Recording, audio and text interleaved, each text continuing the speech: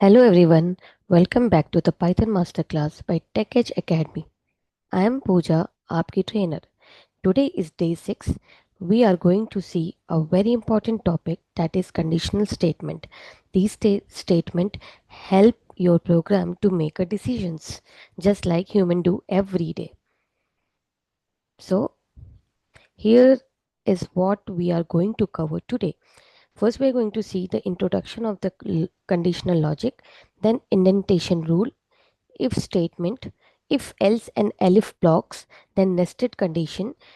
Then we are going to solve one of the real life example and I will also provide you practice questions. So let's start.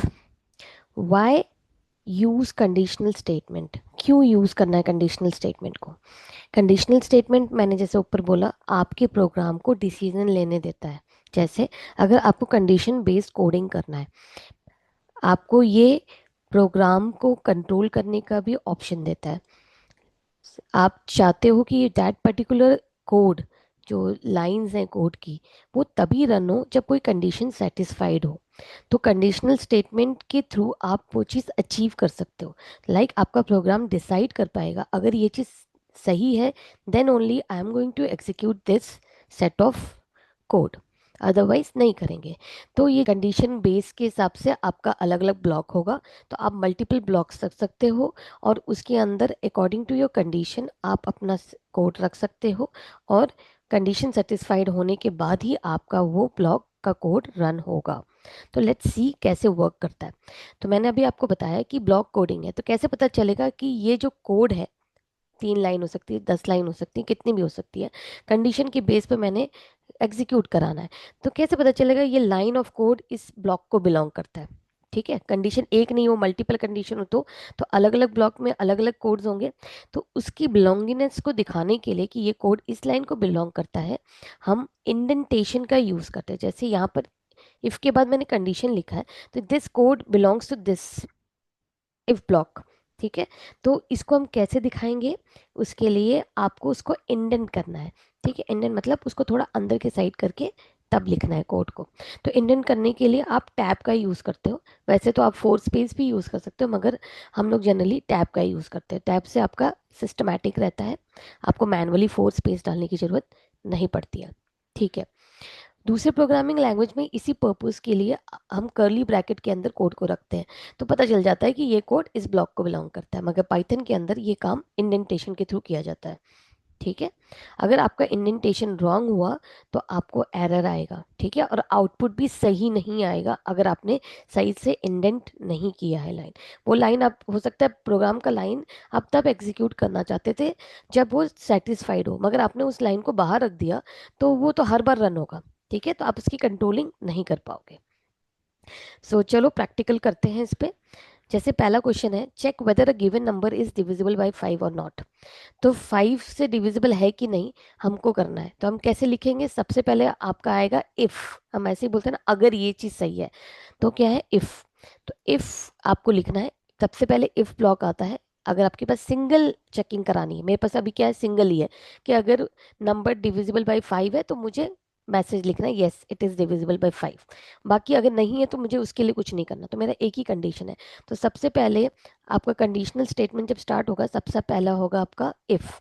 तो if के बाद आपको condition लिखना है। तो कैसे पता चलेगा कि कोई नंबर 5 से डिवाइड हो रहा है कि नहीं? अगर मैं 5 से डिवाइड करूं और उसका रिमाइंडर 0 आए तो मतलब वो 5 से डिविजिबल है, राइट? तो एन को 5 से डिवाइड करना है और उसका रिमाइंडर देखना है। तो आपके पास कौन सा ऑपरेटर है? मॉडुलस है, जिसके थ्रू आपको रिमाइंडर मिलता है। That should be equals to what? 0। तो अब ये स्टेटमेंट बन गया। अब स्टेटमेंट का आउटपुट क्या आएगा? ट्रू या फॉल्स। तो जब तक ये ट्रू नहीं होगा इफ ब्लॉक के अंदर नहीं जाएगा। आपको कॉलन लगाना है, कॉलन लगा के देन एंटर करना है। ठीक है, तो अब देख लो बाई डिफॉल्ट वो टैब आ रहा है आपका, इंडेंट होके ही आ रहा है। ठीक है, तो मुझे यहाँ प्रिंट करवाना है कि जो ये नंबर है एन इज डिविजिबल बाय 5। ये तभी इसके ब्लॉक के अंदर जाएगा जब ये चीज सेटिस्फाइड होगी, मतलब जब ये ट्रू होगा तो ही। ठीक है, अब मैं बाहर आ गई एंड मैंने यहाँ पर प्रिंट किया डन। तो ये जो डन लिखा है मैंने प्रिंट लाइन, ये मेरा नॉर्मल प्रोग्राम है, ये ब्लॉक के अंदर नहीं है, तो हर बार प्रिंट होगा। ठीक है, अगर 5 का डिविजिबल मिलेगा तब तो ये अंदर ब्लॉक के अंदर जाएगा, वो कोड को लिखेगा और बाहर आकर के फिर जो नॉर्मल कोड है उस पर कंटिन्यू हो जाएगा। और अगर ये नहीं डिविजिबल होगा तो सिंपल डन लिखेगा। जैसे मैंने डाला 10, तो 10 डिविजिबल है, तो ये ट्रू मिला, इस ब्लॉक के अंदर गया एंड उसने ये प्रिंट कर दिया कि 10 इज डिविजिबल बाई 5, और बाकी आगे प्रोग्राम चलने लगा आपका प्रिंट डन। ठीक है। ओके, अगर मैं यहाँ पर कुछ ऐसा डालूं जो डिविजिबल ना हो तो सिर्फ डन लिख रहा है क्योंकि इस ब्लॉक के अंदर नहीं गया। मगर अगर यही यही चीज मैं इंडेंट कर देती तो ये भी प्रिंट डन भी अब इस ब्लॉक के अंदर आ गया, तो कब रन होगा ये स्टेटमेंट भी, जब ये सेटिस्फाइड होगा। ठीक है। तो इंडेंटेशन से फर्क पड़ता है कि आपको इंडेंटेशन सही से रखना है कि कौन सा कोड इसके अंदर बिलोंग करता है, कौन सा नहीं करता। अगर मैं जैसे प्रिंट डन मेरा बिलोंग नहीं करता है तो मैं इसको अंदर नहीं रखना है, मुझे वो बाहर ही रखेंगे अब। ठीक है, आगे चलते हैं। ये था जब आपको एक ही कंडीशन है उसको चेकिंग करानी है। नेक्स्ट क्वेश्चन है जिसके अंदर मैं पूछ रही हूँ whether the given number is even और ऑड। आपका जो नंबर है वो इवन है कि ऑड है वो आपको चेक करना है। तो आपको दोनों चीज चेक करनी है। तो आपका यहाँ पर क्या है, टू पॉसिबिलिटीज है। जब दो पॉसिबिलिटी है तो अगर मैंने इवन की चेकिंग कराई और इवन ट्रू मिला तब तो ठीक है, अगर इवन फॉल्स मिला तो ऑब्वियस सी बात है कि क्या होगा, वो ऑड होगा। राइट। तो दो पॉसिबिलिटी हो तो उस केस में आप इफ एल्स कर सकते हो। ठीक है, तो इफ के अंदर मैं डालूंगी अगर मेरा नंबर 2 से डिवाइड कर रही हूँ और इक्वल टू 0 मिलता है मुझे, तो इसका मतलब क्या हुआ कि ये नंबर क्या है, इवन है। Number is even number. अब ऑब्वियस सी बात है कि अगर ये इवन नहीं हुआ, मीन्स अगर मुझे ये ट्रू नहीं मिला, तो इसका ऑब्वियस क्या है कि वो क्या होगा, ऑड। तो हम डायरेक्ट एल्स लिख देंगे। एल्स के बाद कंडीशन लिखने की जरूरत नहीं है क्योंकि दो ही पॉसिबिलिटी थी, अगर पहला फेल हो गया तो इस नेचुरल की सेकेंड वाला सही है।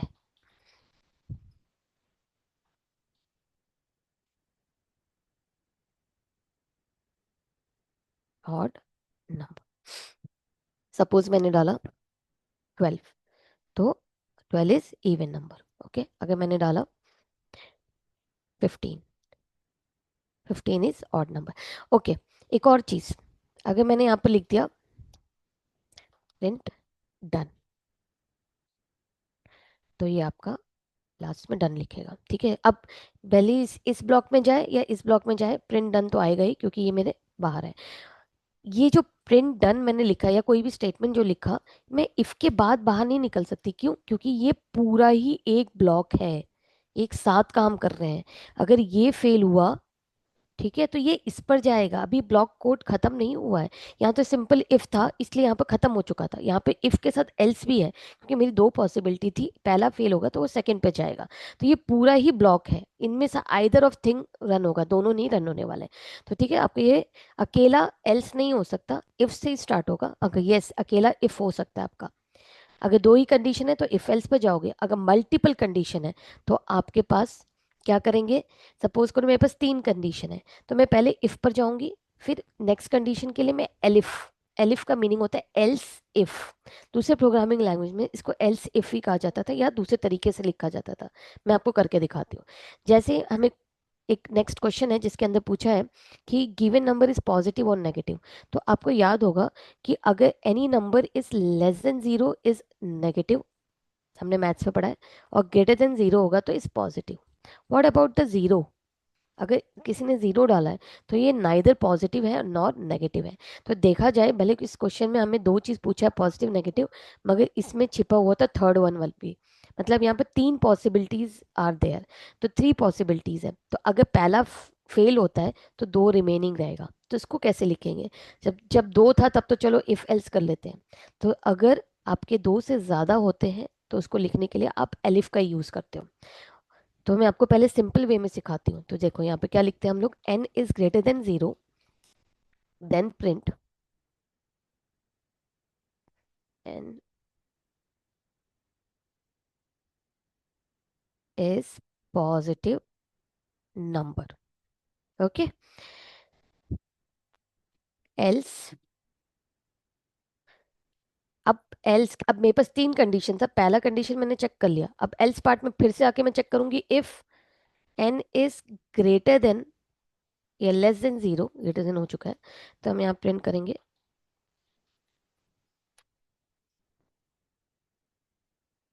Is negative number.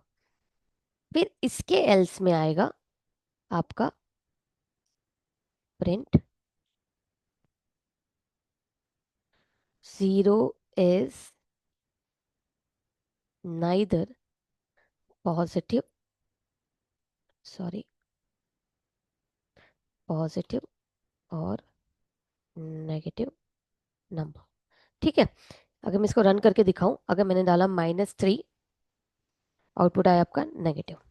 अगर मैंने डाला 0, स्नाइडर पॉजिटिव। क्यों, ये देखो क्या होगा, पहले यहाँ चेकिंग हुई, यहाँ चेकिंग हुई, आपका फेल हुआ, एल्स पार्ट पे आया, एल्स के अंदर फिर से चेकिंग की, क्या ये नहीं, ये भी फेल हो गया, इस एल्स पे गया और उसने ये प्रिंट कर दिया। ठीक है, तो ऐसे दूसरे प्रोग्रामिंग लैंग्वेज में लिखा जाता है, मगर यहाँ पर आपके पास इसी पर्पस के लिए एक नया कीवर्ड है जो ये क्या करता है, एल्स, एल्स इफ को उसने क्या कर दिया, एलिफ बना दिया। ठीक है, तो अगर ये इफ गलत है then check for this if, और अगर ये भी गलत है देन गो टू एल्स। आपको इंडेंट बराबर करना पड़ेगा। ठीक है, ये देखिए, तो ये आपका क्या हो गया कि अगर ये चीज रॉन्ग हुई तो इस इफ एल्स इफ पर जाएगा, इस इफ की चेकिंग करेगा एंड देन उसके बाद एल्स पर आएगा। यहाँ मैंने क्यों एल्स के बाद कंडीशन नहीं लिखा, क्योंकि 3 पॉसिबिलिटी थी, तो पहले 2 फेल होंगे तो नेचुरल सी बात है तीसरी वाली सही होगी। तो हमेशा जो लास्ट ऑप्शन होगा उसको एल्स में डाल दो, उसमें आपको कोड लिखने की जरूरत, उसमें कंडीशन लिखने की जरूरत नहीं पड़ेगी। ठीक है, तो इस तरीके से एलिफ करता है आपका मल्टीपल, सपोज करो 5 पॉसिबिलिटीज आ गया, तो पहला आपने इफ में लिखा, नेक्स्ट 3 जो होगा आप एलिफ में लिखोगे, एंड देन लास्ट वाला आपका किस में जाएगा, एल्स में जाएगा। So it's going to work similar. Suppose कि मैंने दाहिने डाल दिया -10, तो आपको नेगेटिव दे रहा है, and if I have entered positive number is positive, if I have entered 0 is giving the 0, is neither positive nor negative। तो आप एंड और ऑपरेटर का भी यूज कर सकते हैं when there is a nested. आपका जब नेस्टेड हो उसको आप कैसे कर सकते हो, एंड ऑपरेटर का यूज करके, मैंने आपको ऑपरेटर वाले क्लास में सब एक्सप्लेन किया है। और कब यूज करते हैं, जब आपका रिपीटेड कोड हो रहा हो, रिपीटेड ब्लॉक हो, उसको आप रिमूव कर सकते हो with the or operator. So let's see one live example or real time example। We are going to see one real time example, that is आपको मार्क्स एंटर करना है एंड मार्क्स के बेसिस पर आपका grade assign होगा। तो these are like options are there, आपको इसके कंडीशन के बेस पर ये ग्रेड्स देने हैं। ठीक है, तो लेट्स स्टार्ट। हम स्टार्ट करते हैं, अगर मेरे मार्क्स रेंज है 100 से 90 के बीच में, ठीक है, so I have to not consider the 90, 90 से अबव है, तो मैं यहाँ पे लिखूंगी marks should be greater than 90 and range लिखना है marks should be less than और equals to 100। In that scenario हम एक ग्रेड नाम का वेरिएबल ले लेते हैं, ठीक है, और इसमें डाल देते हैं हम लोग A plus. So next will be elif. Okay, यहाँ पर फिर से हम लिखेंगे, I am going to copy this so that हम थोड़ा फास्ट कवर कर पाएंगे। इस बार मेरा क्या होगा, 80 से ज़्यादा एंड 90 से कम and equal to, then it's going to be A. Okay, next again it will come elif, क्योंकि टोटल कितने कंडीशंस हैं मेरे पास, टोटल मेरे पास 7 कंडीशंस हैं। उन 7 कंडीशन में से मुझे एक मैंने इफ में लिख लिया, बाकी के कितने होंगे मेरे बच्चे, एक मैं एल्स में लिख दूंगी, 5 एलिफ स्टेटमेंट आएंगे आपके। ठीक है, 80 and then it's going to be b plus। yes, I'm going to copy these two so it will be fast। आपको कॉपी नहीं करना है unless last one is, so I just need one more elif। I'm going to write here it's a 40 to 50, then in that scenario the grade will be D, correct, it's going to be D, else Last one, the grade will be fail. So one of the block is going to execute, जो भी condition satisfied होगा इनमें से कोई एक ही block यहाँ पर आपका रन होगा। बाहर आके मैं इसको प्रिंट करूंगी, grade scored.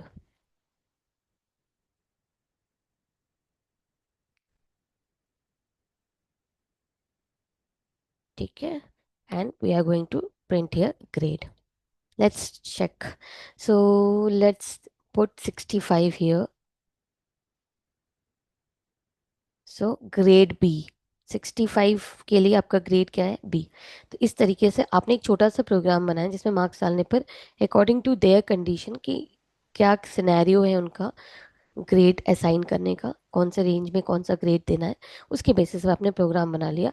Now the program is ready, उनको सिर्फ मार्क्स एंटर करना है और उसके बेसिस पे आपका वर्क हो जाएगा। जैसे मैंने पिछली क्लास में आपको प्रॉमिस किया था कि हम लोग सिंपल कैलकुलेटर वाला प्रोग्राम देखेंगे इफ एल्स क्लास के अंदर। तो यहाँ पर हम क्या कर रहे हैं, ये हेडिंग प्रिंट किया है मैंने। ये सारे जो सेंटर एंड ऑल अदर आपको जो दिख रहे हैं मेथड, वो स्ट्रिंग के हैं। जब मैं स्ट्रिंग कवर करवाऊंगी तब मैं आपको एक्सप्लेन करूंगी। तो ये कुछ नहीं है, एक हेडिंग आ जाएगी कैलकुलेटर नाम की। हम दो यूजर से इनपुट ले रहे हैं यहाँ पर इंट में। ठीक है, and then I am printing like you can say that menu। यहाँ पर one means addition, slash n is a new line, new line में चला जाएगा आपका। सेकंड नंबर पे आपका सब्ट्रैक्शन, थ्री पे मल्टीप्लिकेशन एंड फोर पे डिवीजन। तो मैंने एक मेन्यू जैसा डिस्प्ले करा दिया है। फिर मैं यूज़र को बोलूँगी कि इसमें आप नंबर डालिए 1 से लेके 4 के बीच में। ठीक है, आप जो यूज़र डालेगा नंबर, उसके बेसिस पे मेरा ऑपरेशन परफॉर्म होना चाहिए। तो यहाँ मैं चेकिंग करूंगी कि यूज़र ने क्या डाला। तो जो भी डाला है मेरा ऑप्शन वेरिएबल में जा रहा है, तो मैं यहाँ पर चेक कर रही हूँ। ऑप्शन अगर इक्वल टू 1 है, in that scenario I am going to print here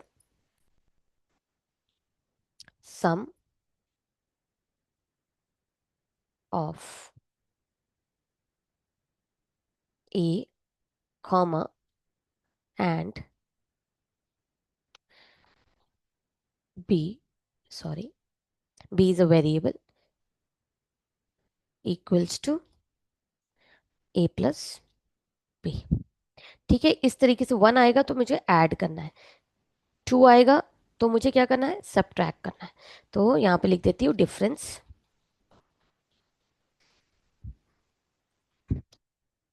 A minus B. ठीक है, and then 3 is for multiplication, तो यहाँ लिख देती हूँ product of A and B. I am going to put the hashtag sign for that. And last is division, तो आप यहाँ पर डाल सकते हो, मैं लिख देती हूँ division of A by B. So this thing the last one, okay. And then अगर 1 से 4 के बीच में कोई इसके अलावा कोई नंबर डालेंगे तो मैंने लिख दिया इनवैलिड ऑप्शन है। ठीक है, 30 एंड 6। तो यहाँ पे मैंने जैसे डाला 2, तो सब्ट्रैक्शन करके आपका आंसर आ गया 24।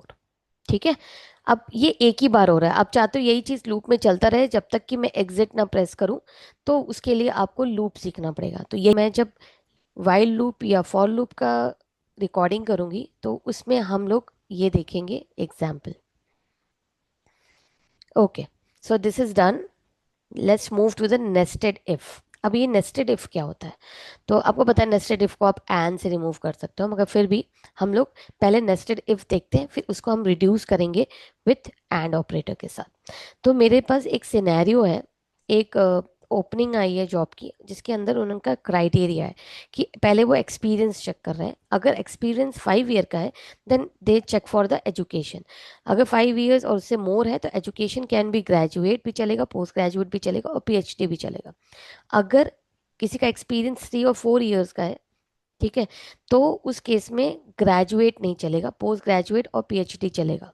और जिसका एक्सपीरियंस लेस देन 3 है तो उसका एजुकेशन शुड बी पीएचडी। अगर ये इन 3 सिनेरियो सेटिस्फाइड हो रही होगी, इन तीनों में से कोई भी, तो पर्सन जो है वो सिलेक्टेड होगा।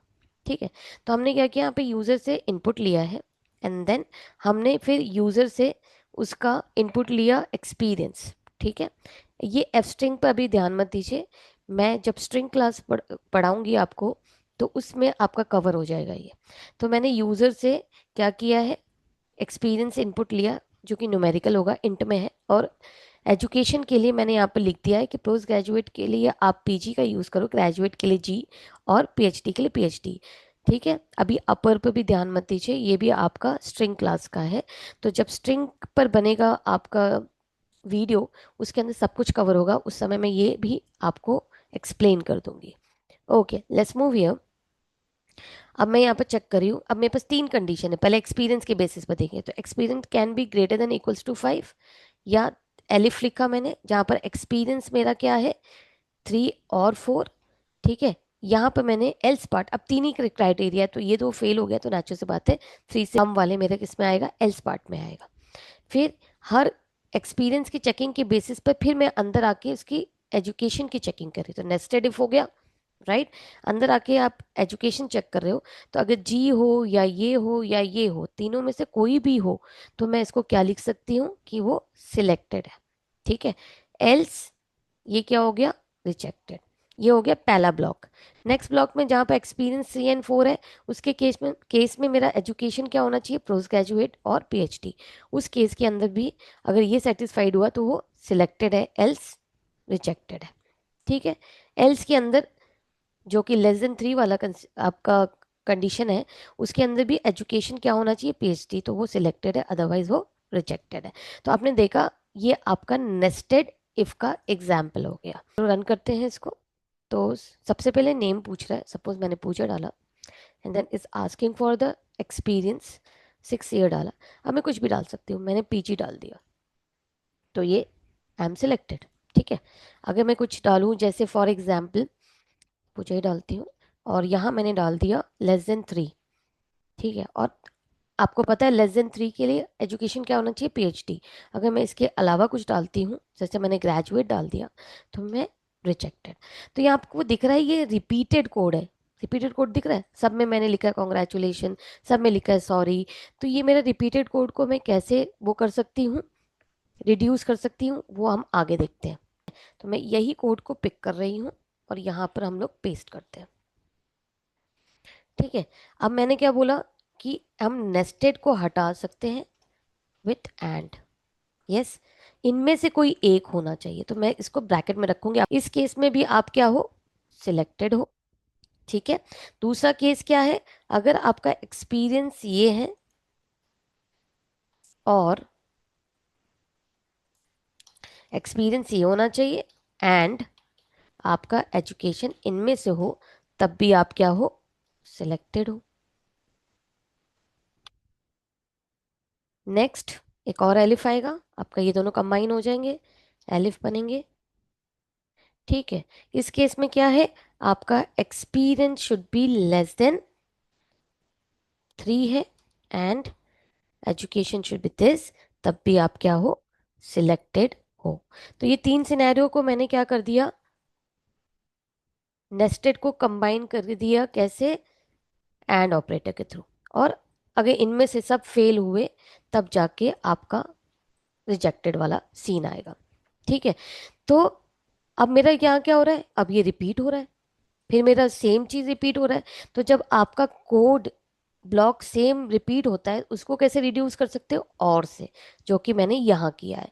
तो पहला कंडीशन ये पूरे को एक में रख लिया, दिस थिंग और दिस थिंग और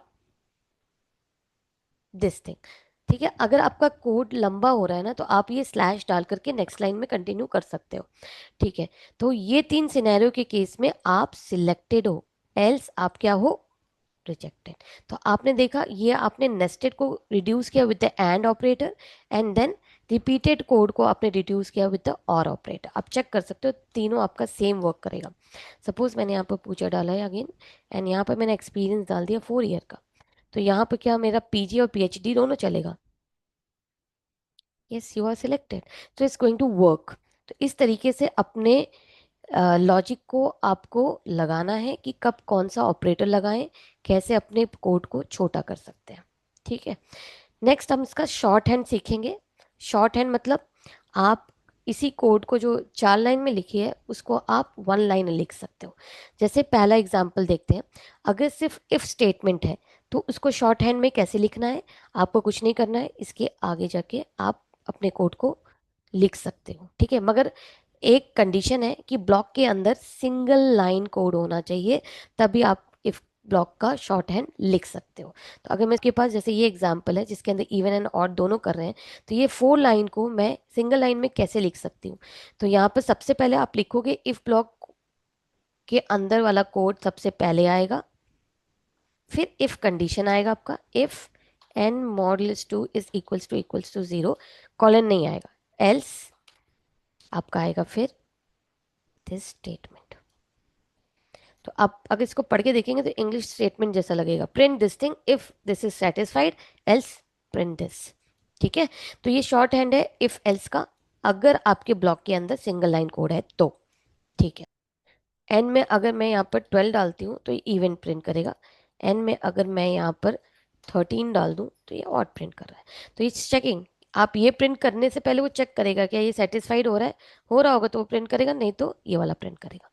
अच्छे, थर्ड एग्जाम्पल पे चलते हैं जहां पर हमने इफ एलिफ और एल्स वाला लिया तो पॉजिटिव नेगेटिव वाला। तो अगर ग्रेटर देन 0 है तो पॉजिटिव है, लेस देन 0 है तो आपका नेगेटिव है। और अगर पॉजिटिव और 0 डाला ना ना वो पॉजिटिव है ना नेगेटिव है तो ये आपका एल्स पार्ट है। तो इसको आप कैसे शॉर्ट हैंड में लिखोगे, तो सबसे पहले आपका क्या आएगा, इफ वाला स्टेटमेंट, देन आपका इफ कंडीशन, देन क्या आएगा, एल्स इफ है तो क्या आएगा सबसे पहले एल्स, देन इफ। तो इफ के लिए फिर से वही काम, पहले इसका कोड, फिर उसका if statement, and then final else. और एल्स के अंदर आपने क्या लिखा है, दिस थिंग।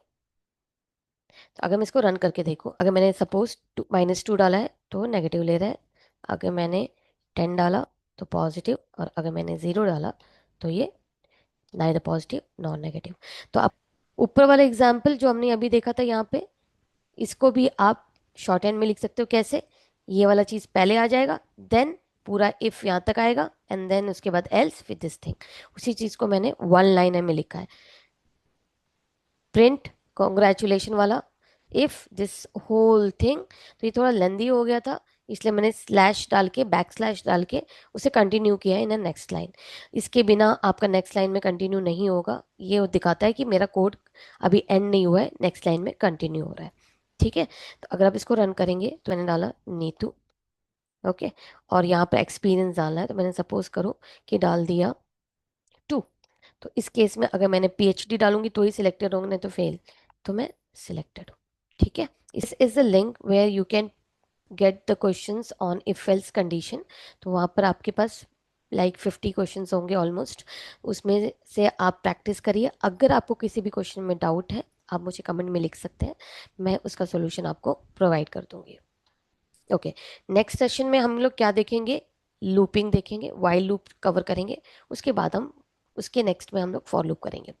ठीक है, फिर उसके कुछ स्टेटमेंट्स हैं कैसे आप वाइल लूप में भी कंट्रोलिंग कर सकते हो, ब्रेक कंटिन्यू और एल्स स्टेटमेंट देखेंगे उसके, एंड पैटर्न प्रिंटिंग भी करेंगे हम लोग। That's all for today's class.